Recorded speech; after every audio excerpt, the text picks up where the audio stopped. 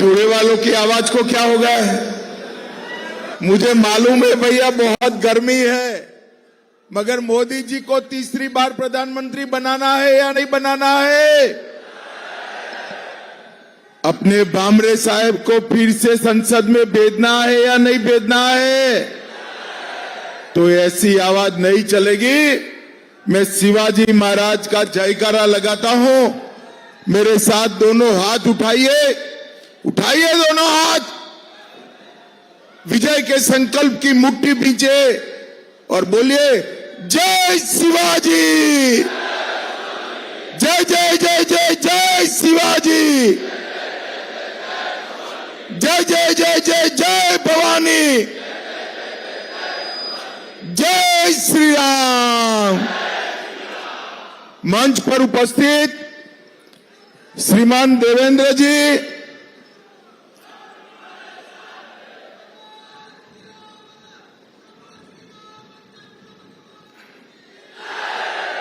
मंच पर उपस्थित भारतीय जनता पार्टी के वरिष्ठ नेता, केंद्रीय पार्लियामेंट्री बोर्ड के सभ्य और महाराष्ट्र के उप मुख्यमंत्री श्रीमान देवेंद्र फडणवीस जी, जिनको जिताने की अपील करने के लिए आज मैं आया हूं, ऐसे हमारे सांसद और प्रत्याशी श्री सुभाष भामरे जी, राज्यसभा के सांसद अजीत जी गोपछड़े जी, दादाजी भूसे जी, अजय कुमार रावल जी, दिलीप बोरसे जी, राहुल आहेर जी, अमरीश जी पटेल, राज्यवर्धन कदमबांडे, जयप्रकाश जी, गजेंद्र जी, धरती देवेरे जी, अनूप अग्रवाल जी, बबन चौधरी जी, अरविंद जी, राम बदाने जी, बाला साहेब जी, और आज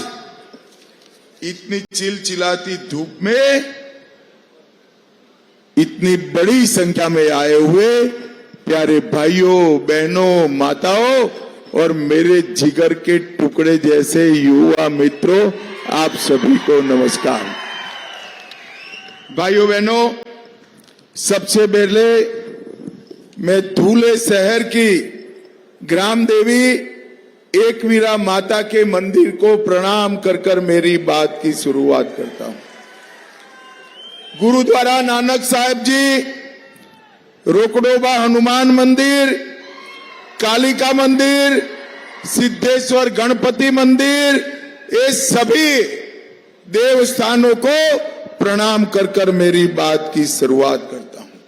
मैं जब यहां महाराष्ट्र की पवित्र भूमि पर आया हूं, तब हिंदवी स्वराज की स्थापना करने वाले छत्रपति शिवाजी महाराज, धर्मवीर संभाजी महाराज, बाबा साहेब आंबेडकर जी और महात्मा ज्योतिबा फूले को भी मन पूर्वक प्रणाम करता हूं। और धुले वालों, आजकल जिनका नाम लेना उद्धव जी ने छोड़ दिया है, वो वीर सावरकर को भी प्रणाम कर कर मेरी बात की शुरुआत करें। आज देश में चौथे चरण का चुनाव चल रहा है।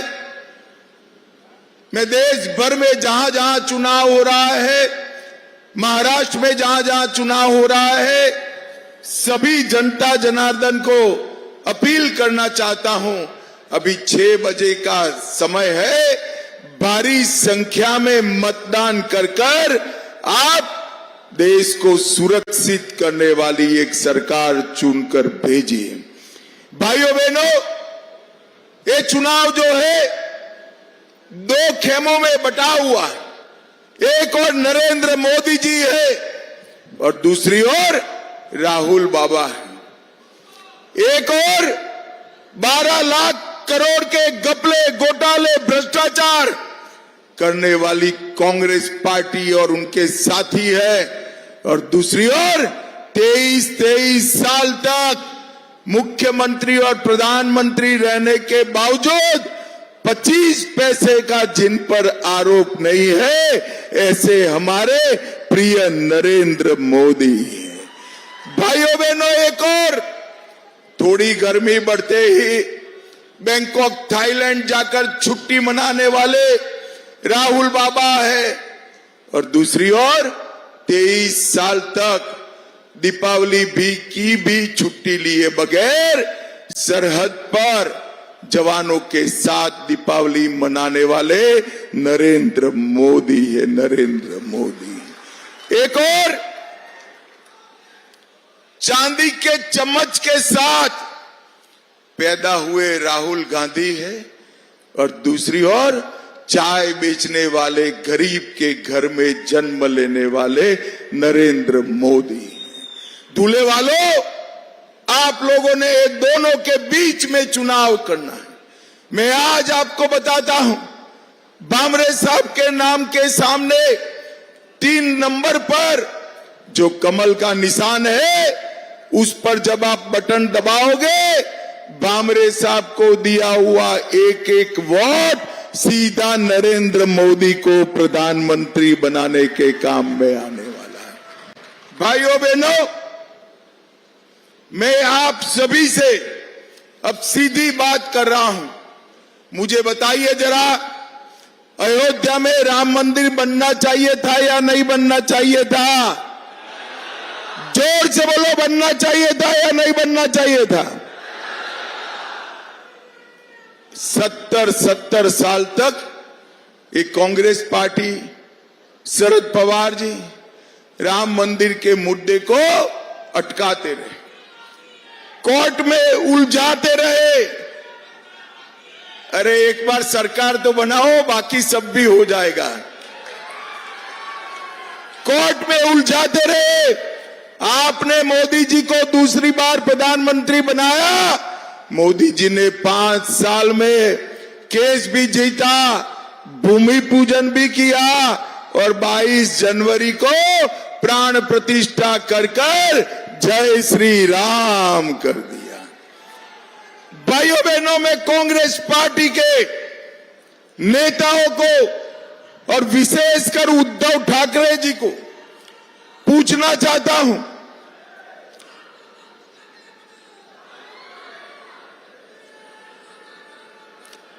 उद्धव ठाकरे जी को पूछना चाहता हूं कि प्राण प्रतिष्ठा का निमंत्रण जब आपको मिला तो आप प्राण प्रतिष्ठा में क्यों नहीं गए?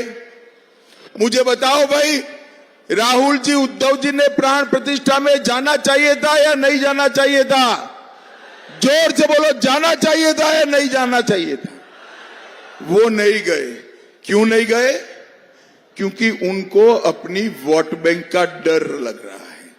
मैं बताता हूं, हमें वो वोट बैंक का डर नहीं है। नरेंद्र मोदी जी ने काशी विश्वनाथ जो औरंगजेब ने तोड़ा था, वो काशी विश्वनाथ का कॉरिडोर बनाने का काम भी नरेंद्र मोदी जी ने किया। सोमनाथ का मंदिर सोने का बन रहा है, और इसके साथ साथ सारे अपने श्रद्धा केंद्रों का फिर से महिमा मंडन नरेंद्र मोदी जी कर रहे हैं।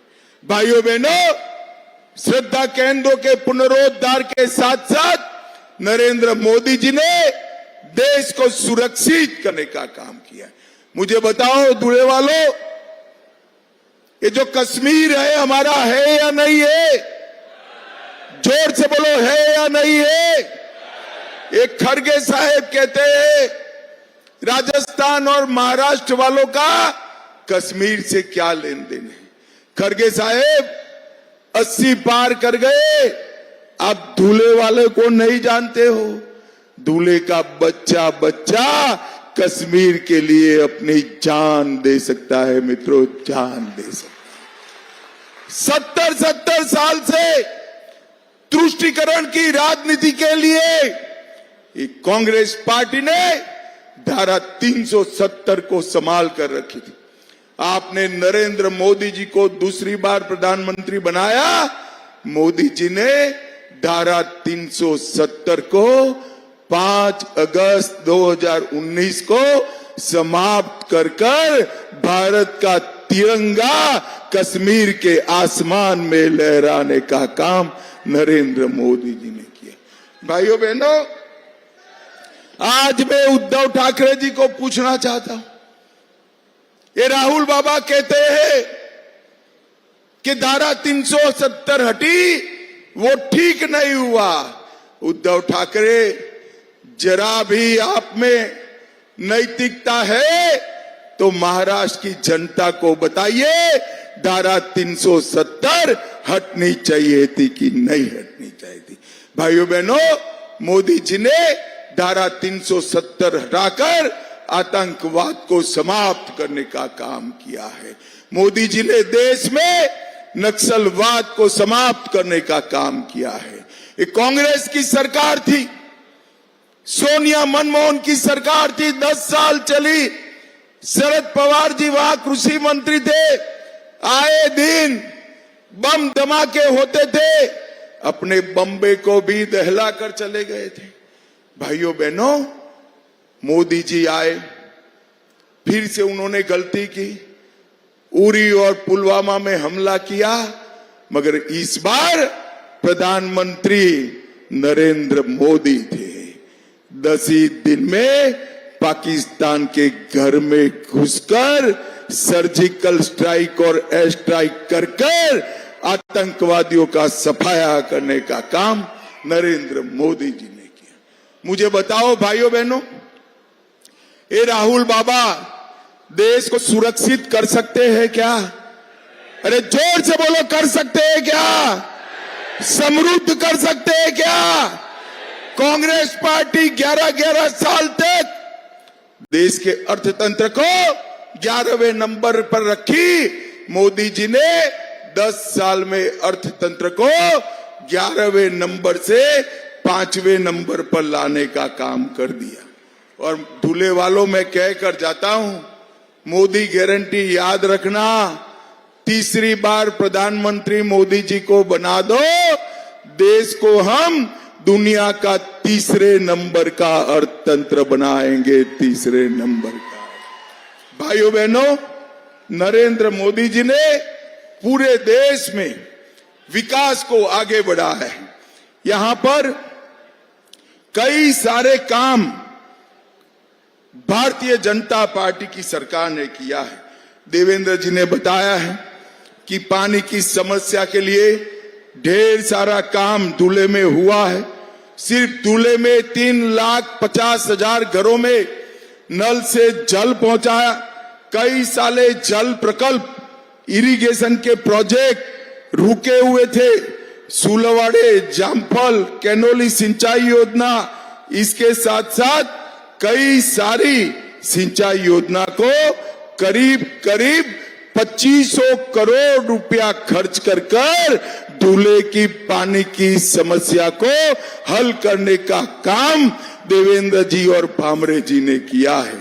भाइयों बहनों, ये धुले जिले में 6 नेशनल हाईवे बनाए। धुले सोलापुर, दोंडाईचा कुसुम्बा मालेगांव, साकरी पिपलनेर, सटाना देवला चांदवड़ और सोनगिर दोंडाईवाड़ा अंकलेश्वर और नागपुर सूरत हाईवे, ये सारे हाईवे धुले में फिर से एक बार जीवंत करने का काम नरेंद्र मोदी जी और देवेंद्र फडणवीस ने किया है। मित्रों, एक बात मैं कहना चाहता हूं, पूरे देश में किसान जो कपास उगाता है, इसके लिए ऐसी योजना कोई नहीं लाया। देवेंद्र जी ने 4000 करोड़ रुपया की भावांतर योजना लेके आए हैं कपास के किसानों के लिए। जैसे ही आचार संहिता समाप्त हुई, आपके बैंक अकाउंट के अंदर 4000 करोड़ रुपया सीधा ट्रांसफर होने वाला है। भाइयों बहनों, सीधा ट्रांसफर होने वाला। भारतीय जनता पार्टी की सरकार ने महाराष्ट्र में विकास के लिए लगभग 15 लाख करोड़ रुपया भेजने का काम किया है। परंतु ये उद्धव ठाकरे जी वो जवाब दे, जब कांग्रेस की सरकार थी तब आपने क्या किया था। भाइयों बहनों, ये धुले के अंदर ढेर सारे काम भारतीय जनता पार्टी की सरकार ने किए हैं। 1800 करोड़ का भारत माला प्रोजेक्ट, धुले इंदौर रेलवे मार्ग, धुले दादर रेलवे शुरू कर दी, 6 हाईवे बनाए, 150 करोड़ से धुले के इंफ्रास्ट्रक्चर बनाने का काम किया और 25,000 आवासों को बनाने का काम धुले में समाप्त कर दिया। भाइयों बहनों, आज मैं यहां आया हूं तब सत्ता के कारण, सत्ता के लोभ में सिद्धांत छोड़ने वाले उद्धव ठाकरे को 5 सवाल मैं पूछना चाहता हूं। कांग्रेस के नेता आतंकी कसाब का समर्थन कर रहे हैं। उद्धव ठाकरे, क्या आप कांग्रेस के नेताओं के साथ है? इसका जवाब महाराष्ट्र की जनता को दीजिए। दूल्हे वालों, मुझे बताओ, ट्रिपल तलाक वापिस आना चाहिए क्या? जोर से बोलो, आना चाहिए। एक कांग्रेस पार्टी मुस्लिम पर्सनल लॉ वापिस लाना चाहती है। उद्धव ठाकरे, आप जवाब दीजिए, क्या आप इसके साथ हैं? कांग्रेस पार्टी और राहुल गांधी वीर सावरकर का विरोध करते हैं। उद्धव जी, आप बताइए, राहुल गांधी के साथ आप सहमत है क्या? और उदयनिधि स्टालिन और उनके साथी सनातन धर्म का विरोध करते। शिवाजी महाराज ने पूरा जीवन हिंदवी स्वराज की स्थापना के लिए न्यौछावर कर दिया। ये सनातन धर्म का विरोध ये स्टालिन एंड कंपनी करते हैं। उद्धव जी इनके साथ हाथ मिला दें। उद्धव ठाकरे, आप महाराष्ट्र की जनता के सामने स्पष्ट करिए कि आप सनातन के विरोध में इनका समर्थन कर रहे हो या नहीं कर रहे हो। भाइयों बहनों, मैं आप सभी को पूछना चाहता हूं, कोरोना का टीका आप सभी को लगा है या नहीं लगा है?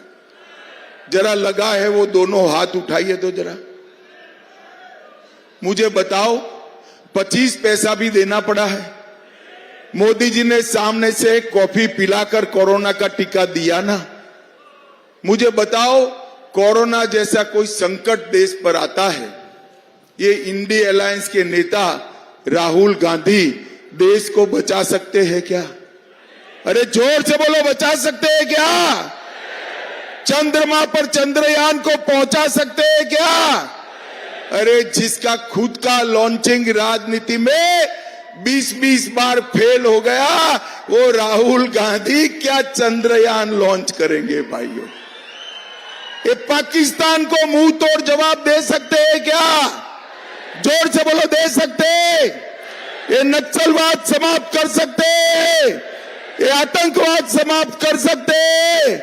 ये देश को समृद्ध बना सकते? ये गरीबों के घर में गैस, पानी, घर, बिजली, स्वास्थ्य की सेवाएं, मुफ्त अनाज पहुंचा सकते हैं क्या? भाइयों बहनों, ये लोग केवल और केवल अपने परिवार के लिए भी इकट्ठा हुए।